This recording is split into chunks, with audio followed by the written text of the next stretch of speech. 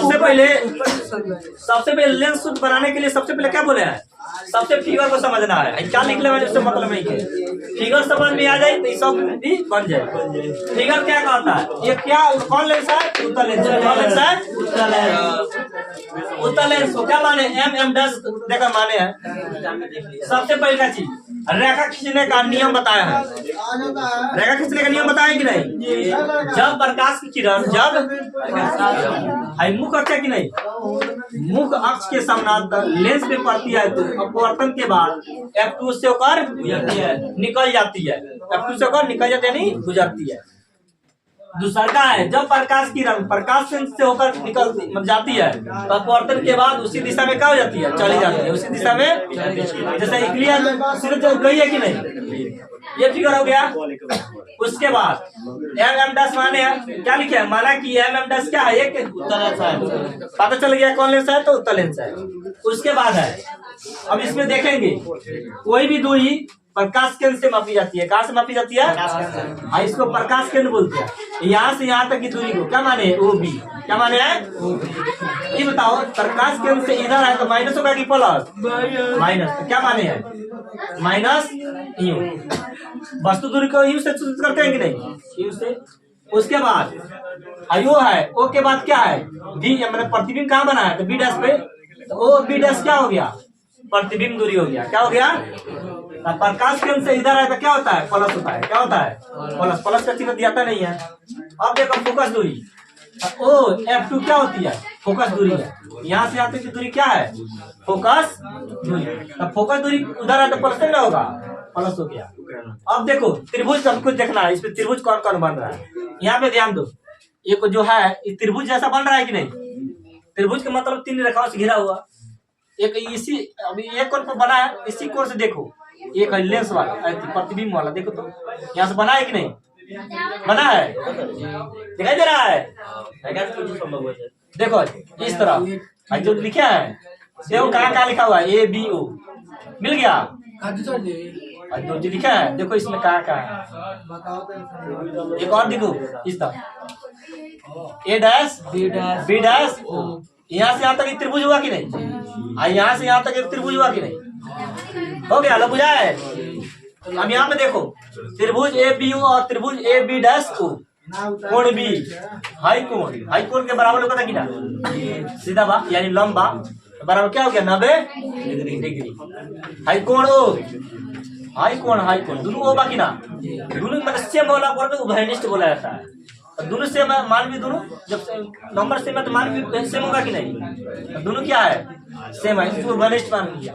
जब कोण बराबर होता है तो क्या हो जाता है, त्रिभुज समरूप होती है। जब त्रिभुज समरूप होती है तब भुजाओं का अनुपात क्या होता है, समानुपाती बराबर होता है। भुजाओं का अनुपात क्या होता है, बराबर होता है। अब इसमें भुजा देखना है, और ये भी लिया है, इसमें भी क्या लेंगे, A डैश B डैश। जब OB लिया है इसमें भी क्या लेंगे, OB डैश। समीकरण क्या हो गया, ये हो गया। अब समझा रहे हैं तो उधर क्या देख रहा है, जब समझाते फिगर पहले क्या कर, देखो त्रिभुज NOF2 लिखा हुआ है। क्या लिखा हुआ है, NOF2। अब देखो N यहाँ पे है, O यहाँ पे है, F2 है कि नहीं। अब है त्रिभुज A डैश B डैश है। अब देखो A डैश B डैश है, त्रिभुज बन रहा है कि नहीं, भाई बन रहा है कि नहीं, बन रहा है भाई। त्रिभुज सीधा ना हो जाए, त्रिभुज को बनाओ। यहाँ तो डैश देख दिया गया है, डैश करके बन रहा है कि नहीं, एक बन रहा है कि नहीं। अब इसमें देखो कोण O, भाई कोण NOF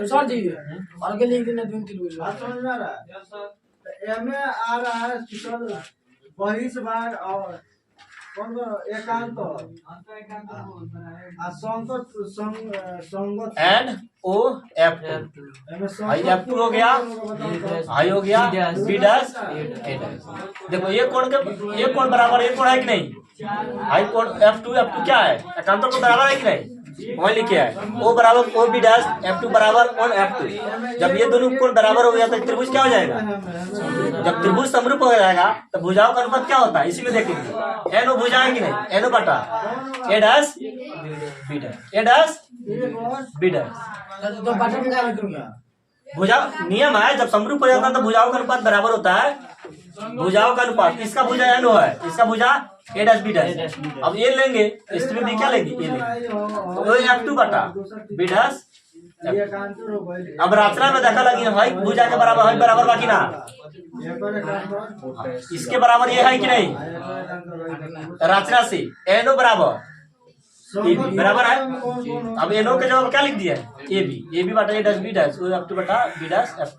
समीकरण एक और दूसरे सर जो बी डैश F2 कहां चाहिए, F2 है बी डैश F2 निकलो कत जी निकल दे बी डैश F2 ऊंचाई जो मैंने क्या F2 B dash F2 by the B dash F2 है, यहाँ पे है वो F2, तो F2 ऊपर हो गया, बी डैश F2 आ गया आपसे। तो वो क्या दादा बार बोलते हैं कि भुजाओं का अनुपात क्या होता है, समानुपाती होता है। एनो बटा ए डैश बी डैश है बराबर हो F2 भुजा, इसका भुजा और ये भुजा बराबर है कि नहीं, ये भुजा बराबर है कि नहीं, भुजाओं का अनुपात बराबर होता है F2 बटा बी डैश।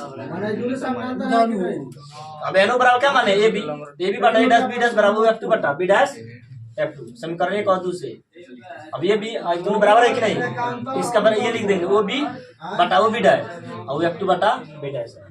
समझ आ गया।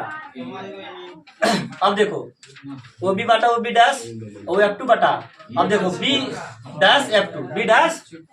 अब यहाँ पे समझेंगे बी डैश, हमको ये दूरी ज्ञात करना है, ये दूरी पूरा लंबाई में से हाई दूरी को घटाएंगे, ये दूरी मिल जाएगा कि नहीं, वही किया है। ओ बी डैश में से ओ F2 को घटाया है। अब देखो यहाँ पे लिखे हुए हैं ओ बी बराबर माइनस सर जी अब प्रतिबिंब दूरी वन समीकरण एक और दूसरे का तो खाली ओ बी बराबर ओ बी हाई देखो, तो इसके बराबर ये है, इसको ले लेंगे, इसके बराबर ये है, इसको ले लेंगे, ये दोनों को ले लिए। ओ बी बटा O B dash O F2 बटा बी डैश F2 के यहाँ से निकाले हैं, आ गया है। अब यहाँ पे देखो ओ बी बराबर क्या है माइनस, ओ बी डैश बराबर बी और F2 बराबर है और बी डैश बराबर भी है माइनस। अब समीकरण क्या करेंगे, तीसरा चीज पूरा कर लेंगे, वही किया है। जो नहीं बनाया है उसे उतार ले, नहीं तो पहले बताए थे एक बार, दूसरा का बता रहा है, जो नहीं बनाया होगा पूरा को उतार लो। ये हर एग्जाम हर बार पूछता है 5 नंबर का।